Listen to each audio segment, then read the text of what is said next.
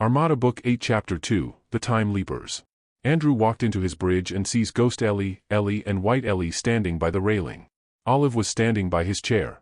Andrew sat himself. Anything to do before we leap over to the future? Ghost Ellie started. This is the most exciting trip the Armada could ever have. Is it because of you being a ghost going on a mission or the mission itself? Andrew asked. Both. Ghost Ellie answered and hoped her answer confused Andrew. Ellie turned her head and looked at Andrew. Sir, excitement is relative to the XIT. Okay, got it. For an instance I got confused there. They all laughed. Roger beams in with Lachine and Linda. Boss, this is probably the most exciting mission we have ever thought of. Roger said. Roger, excitement is relative to the XIT. Andrew said. Sure, I know that, boss. That's what I thought since I am more excited than any of you appear to be. Andrew felt disappointed that Roger did not get confused. All the ships are ready and waiting. Olive said. Is Eric's command group ready? Andrew asked. Eric's hollow appeared. Boss, we were ready yesterday. Andrew looked around. How about Jenny's and Kirk's groups? Jenny and Kirk appeared. We're ready and waiting. Sir. Kirk said. Holograms of Manpat, the Three Kings, Queen Limnia, Princess Nymene, Gantley, Tonan and Poom appeared. We're ready to go, Andrew. Manpat said. Sir, let's just go. Ellie said. She knows Andrew more than all the Ellies in all the dimensions, and she knows when Andrew is stretching a joke too far and when to show when he should be stopped. Andrew laughed. Okay, I know you are all ready and excited to go. Do you want to open the DGs now, Andrew? Olive asked. Okay, open them up for White Ellie's dimension. Debbie and Ari beam into Andrew's bridge. Captains, welcome to the bridge. Ellie said. Then she moved to hug the two. Aren't you too excited to be in your own bridge? Andrew said. Uncle Andrew, we're just going to DG to the future.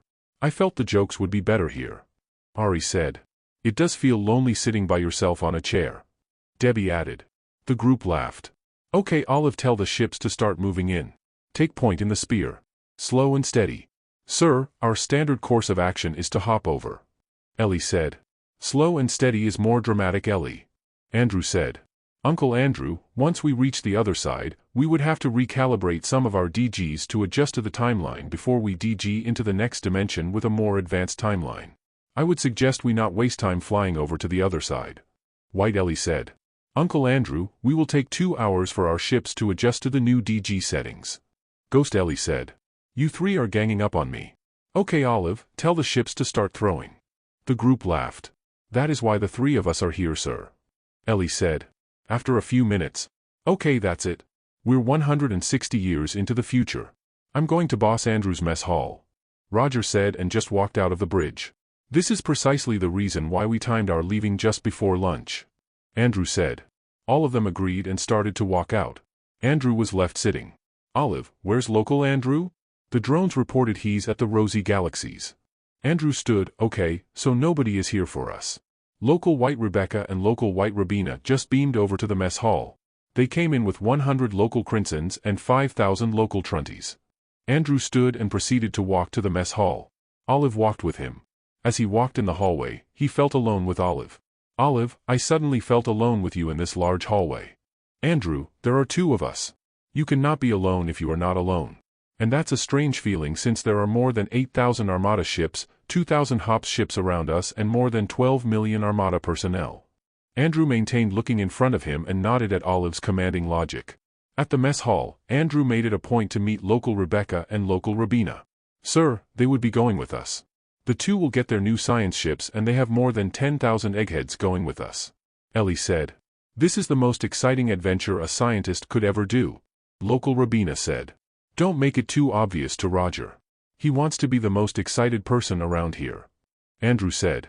After 2 hours the Armada found themselves in a dimension 180 years ahead of White Ellie's dimension. They had to stop again to recalibrate some of the DG machines. Half of the Armada arrived at a position 60 MLY away from the Crimson planet towards the direction of Earth. The other half were in a position 30 MLY away towards the direction of Earth. Olive reported, we would stay here for 5 hours more to enable more than 1,000 local Crinsons and 20,000 local Trunties in. Olive, tell all the ships to scan the area. Andrew said. They have sent out the first group of drones 80 MLY around the area. Scanning will proceed as soon as they reach their target positions. A second wave of drones, a tenth the number of the first group, will be sent out to take positions 500 MLY away from the first group. A central data collection center will be beamed into the Crimson planet inside one of their caves. We would leave 10 ships in the area. These 10 ships will send out drones beyond the second wave positions. So far nothing from those who are in position. Olive said. Okay, good. Nothing is good. Olive, I want to walk back to my quarters and take a rest. Andrew felt bored and wanted to sleep it off. Olive got a body and nudged Andrew. Andrew, we have arrived at the third dimension leap 180 years from our previous dimension and 360 years from White Ellie's dimension. Andrew walked back to the bridge and saw nobody there. As he sat, what's happening, Olive? Nothing's happening, Andrew. We have sent out the first and second group of drones and the data center to the Crimson planet. 500 local Crimsons have started to move in along with 20,000 local Trunties. Half of our people are in their quarters sleeping. The 10 ships have taken their positions near the Crimson planet. Okay, I will just do some reading at my stateroom. And with that Andrew stood and left for his quarters. After 8 hours. Andrew, we have arrived at the fourth dimension leap, 540 years from White Ellie's dimension or 700 years from ours. Andrew was about to sleep and Olive's appearance made him stand and, okay, how long will we stay here? 10 hours this time. Olive said and disappeared. Now Andrew felt he could not sleep anymore. He felt hungry and decided to walk to the mess hall. Along the way he did not see a single crew member in the hallways. He found the mess hall only had 2 gribs eating. He got his food and decided to join them. As he walked over, the 2 gribs stood and each gave a crisp salute. Hi guys. Can't sleep, huh? Andrew greeted and sat on one side of the square table. He looked at their names on their uniforms. Joe and Sig, he told them. Sir, I'm with communications and Sig here is with drone technical support. How do you find the work? I am learning a lot. But I have not figured out the Norset programming technologies that's behind the equipment. We are working on the multidimension communications link system. Joe said. Sig added, our group is upgrading our old drones by outfitting them with the new guidance and comm systems. There's a lot of work since we have thousands of drones to upgrade. How long have you worked for the Armada? Andrew asked. Joe answered, for me, almost 2 years. I had to go through training at Planet Portland before joining Eric's command group, then Eric assigned several of us here in your ship, sir. The crew we replaced went to work for an Armada in another dimension. I started training at the Talonot Academy. Their drone training programs are the best and their drone manufacturing facilities are huge. There were more than 10,000 of us in our division and we were tasked to upgrade all the drones of the Armada. The work will never end since even before we finish upgrading the drones, we have to start learning to upgrade the drones we upgraded several weeks past. The pace is really fast because the Norsets are so involved now and development is at a fast pace. Sig said. The 3 talked for more than an hour until Andrew felt sleepy. He excused himself and walked back to his room to sleep. He woke up 9 hours later. After dressing up he went to the bridge. As usual Olive was standing beside his chair. As he sat, Andrew, we are on our 5th leap, 900 years from our timeline. We will move to the 6th leap in a few minutes. Olive said. Anything dramatic, Olive? Nothing in your category, Andrew. But once we move to the next leap, the scientists want to have a small celebration for passing the Millennium timeline. But I got bored passing it. Those eggheads are really weird. They also want you to give a speech to the Armada. All I can say would be I slept most of the time and bored all the time. Ellie appeared beside Olive. Sir, aren't you excited? In a few minutes we will be around 1,060 years into the future. No. I'm actually bored. Where's Roger? Roger appeared. Boss, aren't you excited we will pass the 1,000-year mark? And we still have 900 years to go. Andrew countered. Ellie looked at Roger. He's bored to death. Roger nodded. Boss, the excitement is that we do not know what's out there. We are traveling a route never traveled. We will see things nobody has ever seen. I guess my imagination has stopped working. Uncle Andrew, once we reach our target future, we will move around several dimensions in that timeline to see what's up. Except for those in the ships we leave in each of our leaps. It was a lottery. But just the same their work is exciting too. Imagine they are the only Armada ships in a dimension years ahead of our timeline. They would work as our dimension scouts to gather information about that timeline. Although they are not allowed to react or meddle with the timeline. They are allowed to DG into other dimensions to look around once they reach our goals within their base dimension. Ellie explained. Not only that, boss, each of our leaps are all in different addresses, so these are entirely different dimension timelines. After 2 leaps or 1,420 years from Andrew's dimension, they found themselves in the thick of a battle between an Inky armada of about 500 ships and a Tosban armada of 600 ships 60 mly away nearer Junie's planet. Andrew's armada simply went along with their normal operations. They got the local Crinsons and Trunties in and left 10 ships. They were right on time as they moved over 180 years to the next future dimension. Andrew entered the mission room with the 3 Ellies. Ellie stood in the middle of the front of the room. I will start. Yesterday we finalized our deployment targets. The 8,000 ships will be divided into 8 groups. 1,200 will go to the Talonot areas headed by Manpat, 800 will go to the Norsets led by Tonin, 800 towards the Inkies with Gantley as the lead, 800 towards the Romet and human areas under Lachine, 800 towards the Macquarie area under Mila, 800 towards the Rosies under Roger and 1,200 towards the Earth. 1,600 will go to the Maccabee areas under Eric. The Earth group will be under Uncle Andrew. The group will divide into 6 subgroups of 200 with the group nearest Earth will serve as the command center for all the groups. They will be deployed 30 mly away from the Crinson planet all the way to Earth then around towards the Maranties.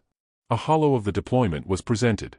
All of the groups would divide into subgroups also so their group can see a larger part of the area they are in. Ellie looked at Eric. Eric stood. The 2,000 hop ships will be deployed from the Gribs all the way to the Maccabee areas. A holo of the deployment lines appear to the left of Ellie. These hops will be largely empty except for a few scientists to study things around the area and the Buffon crew. White Ellie added, the groups will not only stay in their designated locations and will send 100 ship DG expeditions into various DG addresses all in this timeline. Since this mission is more fact-finding, the scientists in the science ships will be deployed with the expeditionary groups. We do not expect to engage with anybody and would exert effort to avoid doing so. One of the most important directive we have to do at the outset is to get hold of all the information on their history. This task is assigned to one group in each ship. Okay, our group was tasked to come out with an interdimension communication system across all the dimension timelines we have gone through. We have a simple system designed mainly by the Norsets. We will basically open 2 windows in each of the dimensions where we left 10 ships near the Crinson planet. One window to the future opened by one ship and one window to the past opened by another. This is one of the main reasons why we took so much time calibrating some of our DGs. We also have several Crinsons monitoring the communications. When the windows open, our Crinsons will communicate with all Crinson dimensions we have passed through. Ghost Ellie explained. Okay, our next leap tomorrow will bring us to our target dimension 1,960 years from our timeline. We have been on the road for more than 7 days. While you were all busy, I was actually bored. So I hope we will see something in the future that will get us all excited. After this I would go around our group mission commands to sit in to hear about your plans. Andrew said. You already know our plans. Manpat said, appearing irritated. He just wants to sit. Ellie said. Boss, why don't you sit in with Roger? He's the most gung-ho guy here. Eric suggested. Sure, Roger, I will sit in with your group. Roger nodded. Ellie looked at Eric and smiled. The next day, Olive started, the ships are opening our final dimension leap. We will be the last to be thrown in. Andrew nodded. After a few minutes, Olive reported, we are in our target dimension. All ships have started to move to their group location. Your command group has began dividing into 200 ships. We will take a position 60 mly from Earth towards the direction of planet Tokyo. Several holos of the positions of each of the 200 ship group appeared. They will reform in a few minutes. Olive added. The 3 Ellies beamed in. Sir, we are near planet Earth toward the direction of planet Tokyo. 200 ships are moving towards planet Tokyo and 200 towards Junie's galaxy. 200 will move towards the Crinsons. Ellie said. Olive reported, I am picking up a lot of activity around planet Earth. There seems to be more than 2,000 ships moving into formation. Long scan shows planet Tokyo and planet Los Angeles seem to have large contingents of ships, around 3,000 ships each, also moving to formation. There is a large contingent of ships, around 12,000, various sizes, 60 mly away from here towards the direction of Junie's planet. Their distance shows that they will pass Junie's planets and are moving towards planet Tokyo. There is a very strong MAC presence in the 12,000 ships. Andrew stood and stood. What luck, we would know their military capabilities. Spread the 600 ships, 200 BLY area. Olive, do they see us? My sensors say no and the Crinson said no also. Tom appeared. Ellie, there are a lot of ghosts on Earth. I have sent our sensors nearer and they showed hundreds of thousands in one city alone. Olive, tell Debbie to deploy with 10 ships to investigate the ghosts. Andrew said. Olive continued, yes Andrew. Earth has 20 very large space stations where commercial ships are docked. Planet Tokyo has 38 while planet Los Angeles has 30. They have 4 more planet colonies with a few million in population. Scans show that there are a lot of movement of transport ships from the military ship to the space stations and vice versa. White Ellie asked, when will our hackers supposed to deploy? In 30 minutes, the ships would be in position and the hackers will move according to their assigned grids. The Max and Trunties are prepared to deploy to the 3 planets. Olive said. Deploy all of them now, Olive. Tell them to report as soon as they find the leaderships. Andrew said.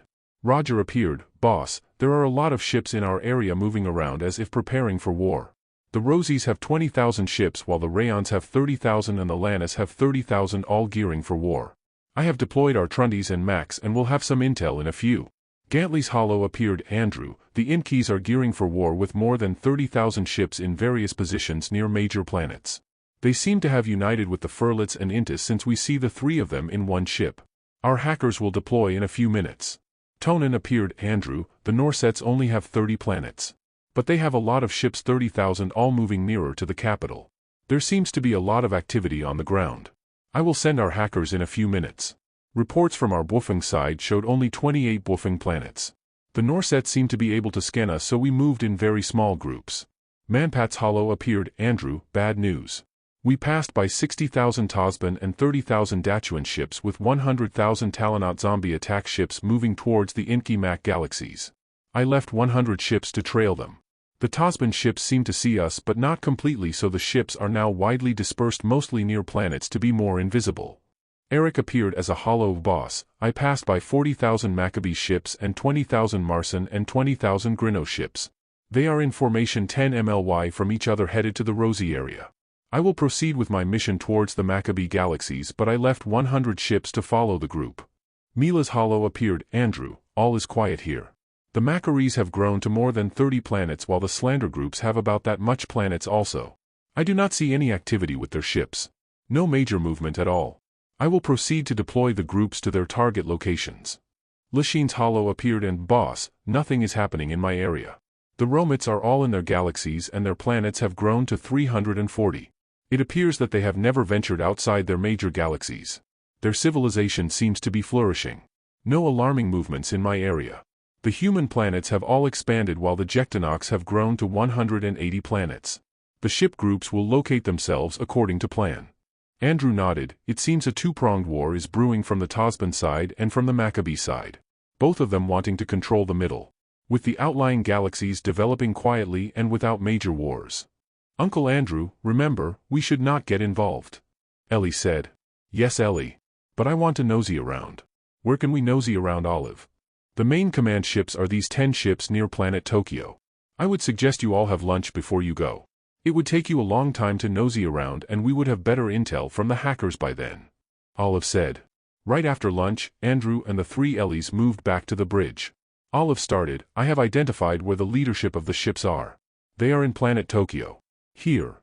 Olive showed a city full of glass and metallic high-rise structures. The buildings had horizontal bridges at various heights where small ships dock.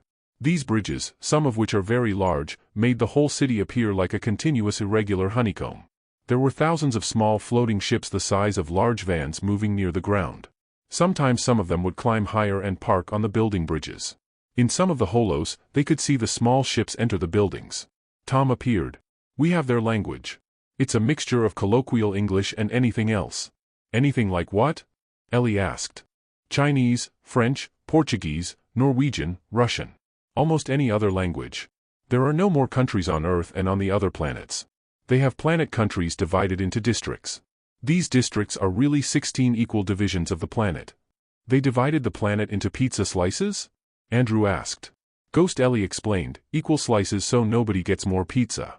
Trunties reported that they have been gearing for war for more than 10 years now. The Max assigned to understand their history reported that the Tosbans came over 10 years ago and threatened to return and attack all of the human planets. The Max and Inkeys are on the side of the humans. But the Inkeys decided to defend their side rather than help the Earth humans. The Max sent the 12,000 ships to help the humans. They also had 10,000 ships deployed to help the Inkeys. Olive said. Tom, why are there so many ghosts on Earth and the 2 planets? Ghost Ellie asked. Debbie's Trunties reported that most of the humans have no religion and do not believe in the afterlife. The only large religion on Earth and other planets is Catholic or Christian, and these people comprise just 2% of the population that is estimated to be around 8 billion people. All the other religions are 0.01% to 0.15% of the population. All of these Christians are very poor and generally outcasts of the society, similar to the other religions. The rest of the populace scorn at the Christians and their beliefs. Over a long period of time, the ghosts' population kept growing and nobody moved on. Some of the ghosts have been ghosts for more than 1,000 years. We should expect a lot of bored to death ghosts. Andrew said. Bored and dead. Ellie said nonchalantly. Ghost Ellie countered, or dead and bored. Andrew laughed. Tom added, the Trunties talking to them said they are indeed very bored. They also said they have not met the Trunties or any Crimson. I see so many robots. Olive, what's with the robots? Andrew asked. The Inkeys assigned to look into this reported that each person has the option to buy at least one human-like robot. There is a DNA module that retains the DNA from a drop of blood by the owner. This is the robot's identifier and is shown on its forehead as a set of 10 small symbols. The DNA defines and sets limits to what the robot can think and do. Some of the rich people have more than 100 robots. But since the robots have the same DNA backdrop, they behave almost the same. Olive showed the robot and the DNA module and provided holos of the inside of the robot. They can only send one robot for the war at a time. They have upright holo rooms that allows the owner to connect to the robot remotely and do activities for the war that may be outside the robot's daily tasks. Fascinating. Ellie said. So once the robot is killed, what happens? Andrew asked. According to their rules, for the rich, they just send another one. For those who only have one robot, they would have to wait to buy a robot at a discount. This discount is mandated by the state that the robot got destroyed for. They have the option not to send their robots for the war. But most send their robots out for the war. For the rich with several robots, they can send the replacement robot right away and enjoy the deployment. The sending of robots for the war is a source of pride for the populace, so all of them strive to send robots to fight for the planets. But so far, the invaders have not arrived and the populace feels that they should just keep on preparing and feel good about sending their robots for war. Tom, get hold of some of the robots of the rich, the poor and any major thing in between. Andrew said. Yes, Andrew. I will put them all in time boxes. Weapons. Can you get some of their weapons, Tom? Ellie asked. We already have them in the hangar bay. The scientists have started to analyze them minutes ago. Several holos of weapons appeared in front of them. Their standard issue would be a set of smart plasma weapons, one short and one long. They look at the target and fire. The plasma shot can move around and hit what they designate as the target. For their ships, they have Tosban-style laser, which is very strong. They also have smart neutron bombs and smart plasma cannons in their ships. Their main weapon systems are their robots. These robots can independently think for themselves and pursue a mission. The humans do not need to guide them, but they do so anyway because they felt they are contributing more to the war. According to our field commanders, their weakness is battlefield organization and strategy. While they fight very well alone, in groups they are less effective. This is partly because of how their society is organized. The whole planet is divided into several equal districts, but each district is divided into thousands of groups mainly centered on the concentration of money. A rich family, for example, has almost complete autonomy to do whatever it likes in the war. They have been like this for more than 1,000 years. The poor are free to do whatever they want also, but they depend on the richer people or families for survival and support. In a way, the poor are not really as free as the rich. All of the rich are completely free to do whatever they want, and all of the rich members do not submit to military-style supervision. They do not have any military? Andrew asked. They do have a military organization, but none of the rich people join. Only the very poor and mostly Christian groups join in and get paid to do military work. After 2 years in the service, the poor people get a reward from the military in the form of a robot. And this is a source of pride for the poorly enlisted military, since now they can have their robots alongside them when they fight. Their military without rich class is good enough but extremely disrupted when the rich come in. They know this, so the military keep their recruitment thrust towards the poorer side of their society. When was the last time they went to war with anybody? Do they have a history of being taken over by the Maccabees? Ellie asked. Yes, and they were able to kick the Maccabees out after 400 years, more than 1,000 years ago. Olive answered. And? Andrew asked. That was the last semblance of war that they went through, with the Maccabees, more than 1,000 years ago. They had a lot of large criminal groups, but now crime is much fewer. So they are not at all war capable. And they have no idea how the Tosbans work? Andrew asked. None at all. Olive said. White Ellie commented, I was expecting an advanced society would be more caring and kinder. Smarter and more efficient. The Trundys believe that the equality they define for themselves apply only to the rich and the middle class while the poor has no such option except on paper. The society is not kind at all. The poor has remained poor for thousands of years. Can you ask Manpat to hollow over please, Tom? Ellie asked. Manpat appeared. Yes, Ellie? Uncle Manpat, are the Tosbans and the Maccabees allies? Yes. In fact, our people tailing them saw several hundred Maccabees in the Tosban ships. Ellie explained some of the recent findings and Eric's report. I guess over a long period of time the Maccabees would have traveled this far towards the Tosban galaxies. The alliance is a stroke of genius for the Maccabees. White Ellie said. Add the Rayons, Lannis and all their allies like the Marsons and Greenos from their end of the pond and you have a universal war about to explode. Andrew added. So there has never been an armada in this universe? Until Manpat? Ellie asked. None from our side. He disappeared. Can you ask Gantley to report please, Olive? Gantley appeared as a hollow. Yes, Andrew. Gantley, can you investigate their TPs and ship's engine please? Find out if they have a history of having made contact with an armada in their long history. Andrew said. Do they have the smart plasma weapons, neutron bombs and Tosban-style lasers? Ellie asked. Let me get back to you. The hackers and history teams have deployed and will provide their initial report in a few minutes. Gantley said and disappeared. From the looks of things war will not start in a few months. Maybe not even in a year. White Ellie said. Andrew nodded, I agree. And we only have a week for this dimension. In 6 days, all of us would have to move to the next dimension according to plan. I could already predict how the war situation will play out and it's going to be really ugly. Ellie said. I do not have any inclination to get involved, Ellie.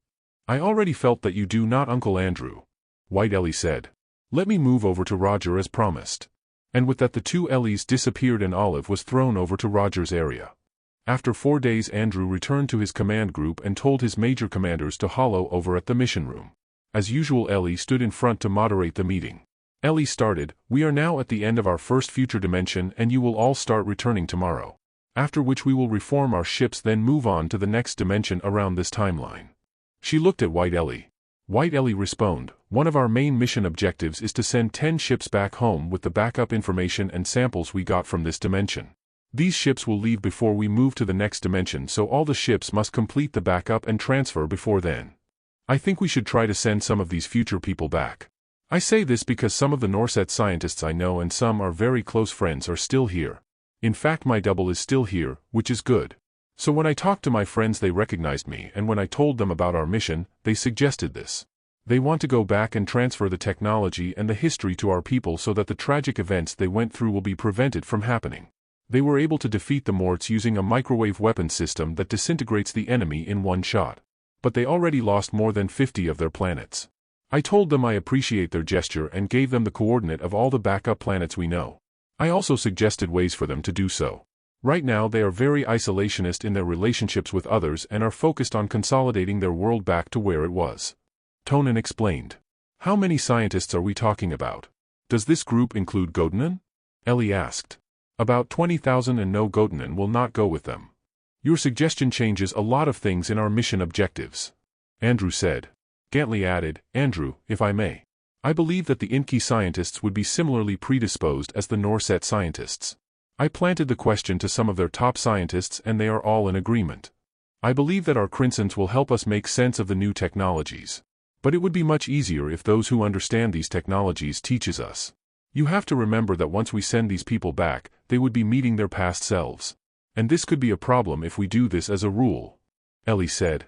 Ghost Ellie added, Ellie, I think as long as the doubles do not come from the same dimension, present or future, there would not be any conflict. Like White Ellie and you. We would just have to dig into their history to see if our dimension we are sending them back to is not the same as theirs. White Ellie said. I thought you 3 Ellies think the same. Andrew asked. Ellie explained, Sir, we were just thinking out loud and you heard snippets of my train of thought. It's just that it was Ghost Ellie and White Ellie saying them. I agree with Tonin and Gantley. Eric said. Manpat added, I believe it would be a good idea to do so. All of the commanders voiced their agreement. Then a hefty, loud but sometimes funny, discussion on the outcomes quickly followed. Okay, you don't have to discuss and shout out your agreement. So, it's decided that we would send a contingent of eggheads back in time to our dimension, not in another, to help us learn these technologies. I just hope that these people do not start off with something they believe will change the future of their dimension. Andrew said. They would have to go to their dimension first. Since it is almost impossible to know their address in our timeline, their chances of doing so would be close to nil. That is if they are able to do so at all with one shot. Then they would have to deal with their local selves in the same dimension, which will definitely cause pain for both of them. Ellie explained. Tonin, Gantley, the eggheads go with the 10 ships scheduled to go back. But make sure they all go through Crimson first. Andrew said. How about you, Eric? What about the Maccabee scientists at your end? Ellie asked. The Maccabee civilization is a mess. The Emperor have greatly militarized their 4 colonies. There are billions of refugees that went out of their galaxies to settle far from the Empire. Billions are still leaving. The exodus started 500 years ago and is still continuing, although in trickles of a few hundred ships at a time. It was a good thing that the former Grand Master Council was able to destroy all their DGs and DG technology information. They even sent all their scientists out as refugees very early on. We tried to look for them by reading the minds of people who might know. But no luck there. The remaining scientists did not come out with any substantial technological improvement. Even their TPs are not at all advanced. Their weapons and weapons systems are not as advanced as the humans here have. They also have not learned to fight well enough. How about local ghosts? Debbie? Andrew asked. Sir, a lot of them wanted to join the Armada, thousands, maybe out of boredom, but I told them we are not open to any ghost joining the Armada. They think differently, like sick in the head. Their sense of right and wrong is warped. To almost all of these ghosts, what is right is what is popular and what is wrong is what most consider wrong, which may not be wrong at all.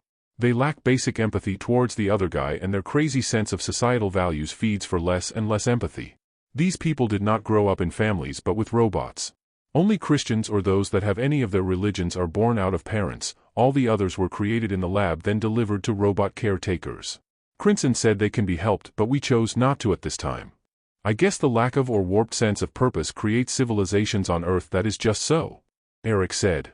And 2,000 years does not cut it too much as far as substantial technology advances are concerned. Ellie added. Manpat added, the Talonot and so many other galaxies and species were dominated by the Tosbans. While they may be oppressive, they commonly left the species to fend for themselves. The Gribs, for example, who were included in the Tosban Empire, were pretty much left alone simply because the Tosbans had conquered so much already. As long as any of the species do not come in contact with the Tosbans, they are okay. Trade among the species within the Tosban Empire seems to be flourishing because the Tosbans encourage trade and wealth production. Of course, the reason would be because wealth creates more taxes or wealth for the empire. And also because the wealth creates a local rich class that will help them control the societies of the species they have conquered. From all this discussion I realize the Rosies have the best disposition so far. Except for the war looming from the direction of the Maccabees, they have created a most normal and kind society with a royalty loved by the people, a very efficient and effective military organization, and above-average advance in technologies. Some of the human planets have stagnated, but Lashine's and Sam's planets have grown to several planets. The war will definitely involve them, and they have no effective defense against a vastly larger number of invaders. Roger said. So Roger, have you increased your level of excitement, or were you expecting more and got less? Andrew asked. I was extremely fascinated. And troubled by the brewing universal war on the horizon. This universe will get pretty messed up. Gantley agreed. Frankly, even if we remove the oppressors, the issues will still be the same. New oppressors will seat themselves and continue the mess up. I agree with Gantley. The Norsets here say the same thing, so they understand why we would decide not to do anything. Tonin said. Olive, how long would we take given our present complement to remove the Tosbans and Maccabee threats? Andrew asked. 2 days. Ellie added, but the rehab will not happen in hundreds of years. Why can't we just make a statement so the people here would work out along our intentions? Andrew asked. I would do it midway or when the war has grown to involve all the species. Eric said. Too bad, we are leaving in 2 days. White Ellie said. Olive reported, the Crinsons and Trunties are torn. They understand that we can help them, but the mission is to understand what's out there in the short time we have. I agree. Too bad. Andrew said. A person found one of my commanders and some of the Trunties reading their minds. Manpat said. How did that happen? Weren't they Crimson invisible? Ellie asked. Yes, they were. The Trunties told me he is Simultamon's descendant. Of course, I could not believe this because we all know Simultamon's disposition with female Talonauts. Apparently he fooled all of us. Andrew said, and they all laughed. His name is also Simultamon, which is really strange. He also told my men to look for a human named Metis in a human planet near a large planet with 2 suns. Manpat added. That would either be Lashine's or Sam's planet. Ellie said. He said this guy will lead the Armada that will free the galaxies from the oppressors. Manpat said. Well, that's new. Manpat, just take the guy with us and let the Crimson fix him up. Let's call him Simi too. Exactly my thoughts, Andrew. So we will meet you at the other side. And he actually told me to call him Simi. And I told him he would have to be Simi too. Andrew looked at Ellie, then at White Ellie. Don't look at me, Uncle Andrew. I would call him Simi too also. White Ellie said. Anyway, I have assigned 50 ships to have him look for the guy. Hopefully they would find him before we leave and we can pick up from there. In 2 days, each of the Armada groups including their hop and service ships have reformed in their particular group areas and opened a DG into a predetermined common address. They moved to the other dimension bringing with them all their hop and service ships. What the Armada left was a network of communications and probe drones covering an area 40 BLY across. Olive reported, we have arrived at the second future dimension, Andrew. There are 100 ships traveling towards Earth, all humans, and would arrive early tomorrow. Andrew sat up on his bed and without saying a word walked to the bathroom. Thanks, Olive. Good morning, sir. Ellie said. Ghost Ellie and White Ellie greeted him likewise. Olive started, the Earth in this dimension doesn't look too good, Ellie. Several holos popped out. Earth looks to have a lot of destroyed buildings, infrastructures, and things. Andrew commented. The atmosphere appears clean and the forest lush. Millions of animal species on the ground. There are very few villages on all the continents. Underground scans show people living underground, underneath the cities, in underground structures and in caves. There are 16 very large space stations around Earth manned by a few people. The Max and Trunties are deploying now. Ghosts. Are there any ghosts, Olive? Andrew asked. Extremely few. Less than 2,000 for the whole planet. That could be because Earth's population's dropped. Ellie said. I estimate the population to be only around 150 million for the whole planet. Olive added. While waiting for intel, why don't we go down and observe? Andrew said and looked at the 3 Ellies. Sure, I'm down. Ellie said. Ghost Ellie and White Ellie nodded. Beam us down to one of the underground structures. Andrew said. The 4 found themselves in a large octagonal room with a very high dome ceiling. Several dozen people, all dressed neatly mostly in light-colored attire, were buying things from a dozen or so small stalls near the walls. They could see some Trunties touching the locals. After a short walk around, the room appeared to be a hub where 4 wide well-lighted tunnels lined 4 walls of the room. One tunnel had a small restaurant with a few chairs while one had a few stalls lining the walls. 2 of the tunnels were empty halls. Ellie mentioned how clean and neat the rooms and tunnels were. I found their leadership. Olive told the group. Okay, let's go there. Andrew said. Olive sent them into a banquet room with a long mahogany conference-type table at the center seating 18 people. Each of the 18 had a Mac touching them. They were all wearing white suits with white ties. Even the women had white ties on white business suits. Olive explained, the one at the head of the table is their leader. They call him King Richard. The lady at the other end of the table must be their queen? Ellie asked. They call her Queen Marcia. And these people are designated as knights of whatever. Olive answered. What, are we in a reality show on medieval Europe? Andrew asked. Trunties said they do this so the people would know that they are the good guys. Some sense of humor. Ellie said. Tom appeared. Ellie, the planet was devastated by 2 meteors about 600 years ago. One hit in the ocean near India while another hit Antarctica. More than 80% of the population died within days and more than half of the survivors died in the next 3 years. Ghost Ellie looked at Tom. Any suspects? The Norsets believe somebody messed with the meteors and directed them towards Earth. The meteors are about the same size and they came from outside the solar system. Tomorrow will be the 600th year of the great meteors hitting the planet. We will have a large commemoration topside near the Great Lakes of California. The 100 ships will arrive early tomorrow and will send our leaders downside to the commemoration. We would announce the start of the re-establishment of humanity and repopulation of the planet. We would also announce the new name for our united countries. King Richard said. A Chinese-looking person spoke. Rick, we would have simultaneous broadcasts to all our people in South America, Africa, Europe and Asia. A lot of villages topside are attending. The leaders of the 18 countries will arrive tonight and stay in a village near the area. Queen Marcia added, our people have started preparing the food 3 days ago and they are ready. An older person at the king's right spoke, it is truly a great day for us. My people have finished repairing and refurbishing a building in Las Vegas, Nevada that will serve as our capital building, the seat of the new government of the United Countries of Earth. We also repaired and refurbished 2 other buildings beside the capital to serve as the seat of our parliament. The humans on Earth actually sent 5 expeditions about 1,000 years ago to settle on an exoplanet 2 Ly away. Each was a one-way expedition for the almost 1 million people in each expedition, various races, in more than 1,000 transport ships of the first main fleet. There was an earlier expedition of 100 ships and the first of the very large expeditions left as soon as some of the ships from the earlier expedition arrived to confirm the settlement. The second main expedition left as soon as the 1,000 ships from the earlier large expedition arrived.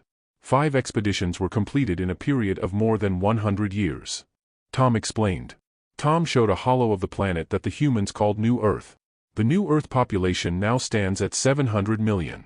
Earlier, when they heard about the meteors, they launched all their ships back to Earth to help the people, to bring them back to New Earth. They stopped the refugee trips 200 years ago when the local populace decided to stay for the long haul since human survival on Earth at that time was already assured. The New Earth is sending 100 ships every 5 years to deliver supplies and technology to the humans. Andrew, the people will be in the mission room in 2 minutes. Olive said. Okay, let's go. Manpat greeted the group, Andrew, this is Simi 2. Andrew reached to shake Simi 2's hand. The 3 Ellies introduced themselves and shook Simi 2's hand. You do look like Simultaman but younger. Andrew said. Manpat agreed, he does. Now this is Metis. We found him just as we were leaving. We just beamed him in and put him in a time box. We released him just an hour ago and perplexed is an understatement. Andrew and the 3 Ellies shook his hand. You look familiar. Ellie said. Tom appeared. Ellie, he's Sonia's descendant. His eyes are like Lexan's while his whole face looks like Reedon. He is a carpenter on their planet, unmarried at the age of 35, and he is also a part-time teacher. Andrew looked at the guy. He does look like Reedon but lanky, and as tall as Sonia.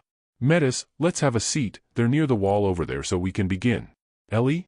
Manpat said as he held Metis' hand and guided him to the chairs. As they walked, Linda and Lachine beamed in with Ari and Debbie. Lachine went straight to Metis and stood in front of him and held his 2 hands. I can feel him.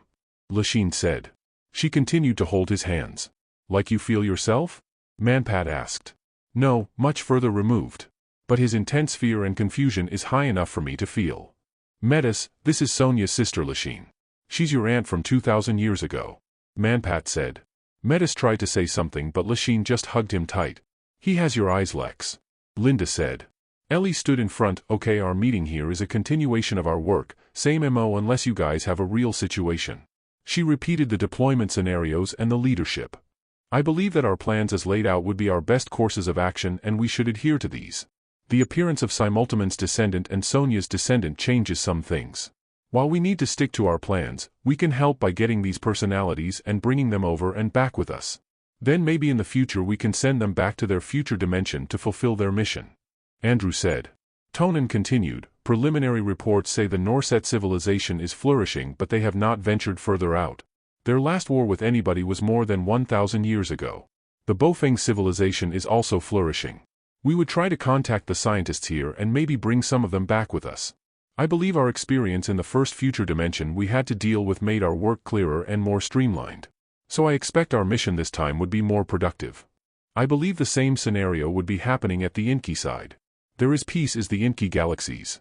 We see them united and militarily strong. We would probably bring some of them back as before. Gantley added. Mila, Lachine, Linda, Roger and Eric gave their preliminary impressions and statement of mission changes. Okay, so nothing's changed except that we could do more as we work faster. Andrew concluded. Ellie stood and asked for any more reports. Nobody bothered to answer and, okay, let's all move to the mess hall. I'm hungry. Ellie said. At the mess hall, Sonia in her unique yellow Armada uniform appeared. She looked for Lachine. She saw her talking to a man. Lex, hi, I just came from the Maccabee galaxies. Lachine greeted her. Sonia, this is your direct descendant, Metis. Metis, this is my older sister Sonia. Sonia hugged him as he held his hand. I feel he's confused and afraid. Don't be afraid. Sonia said and Metis nodded. You're very young to be Auntie Lashine's older sister. Metis said. She's my older sister from another dimension. Lashine said, and Metis looked confused. This is so exciting. Imagine, Lex, our descendant from 2,000 years from our timeline is in front of us. So, I heard you were a carpenter and a teacher? Lashine asked. Yes, I build tables and chairs. I also teach young people about carpentry. I read your civilization is prosperous and you have a very strong military. Sonia said. Yes we do, but I never wanted to be in the military. I just want to build things quietly. And what about your thoughts? Sonia asked. What thoughts? Lashine explained. Metis, you think a lot. You probably have created so much theory and science while doing carpentry work. Yes, some. Sometimes I write them down. But normally I do not share them with anybody except my father and brother. I sure want to know those thoughts. Lashine said. Do you also see things that happen in the future? Say within 48 hours? Sonia asked. Yes, and some are so confusing. I tried to shut them off but they just come back and so I have to deal with them. Did you see me and Sonia? Yes, and I was really confused. I think you should go through Crimson and get my sister's thoughts and some history so you can relate your thoughts properly. Lashine said. Why don't you get some steak? They are really good. Sonia suggested. I only eat vegetables, Auntie. At Andrew's table Simi 2 sat with Manpat and Ellie. Ellie looked at Simi 2. Tell me, Simi 2, what would happen to us in this dimension? Nothing. I mean nothing exciting or out of the ordinary. In fact, you will avoid so many things in your future dimensions, it would appear that you don't care. But you shouldn't get involved. That's the rule. But bring the Norset, Inki, Mac and Maccabee scientists back with you. They would like to do this anyway. But I would suggest you look for my doubles and Metis doubles and some other personalities. Like Andrew's descendant. Your descendants, Ellie, some of whom are in the rosy galaxies, and a lot of your Armada descendants who would be the key players in their world. I don't know, Simi 2, I would rather not make contact with my relatives. Andrew said. It's not for you but for your relatives, for your people's relatives. They would get to know the kind of ancestors they have and to honor the lineage. Simi 2 explained. I think it's okay with me. Ellie said. Me too, said White Ellie. I would like that my descendants learn who we are and what we did. It would bring them honor and pride. Manpat said. Okay, if we get a chance but we stick to our plans. Andrew said. Good call, Andrew. Manpat said. Tell me, Simi 2, do you have a wife? Andrew asked and Manpat looked at Simi 2. Yes, and she lets me go my merry way wherever and whatever. Do you want us to take her so she could be with you? Ellie asked. No. She'll get bored. Or maybe beat you up. Manpat joked and they all laughed. She's very aggressive. They laughed again. Here's Simi 2, our best brandy. I know you have a liking for these. Andrew said. This is really good, Andrew. How did you know? I know you, Simi 2. They both laughed.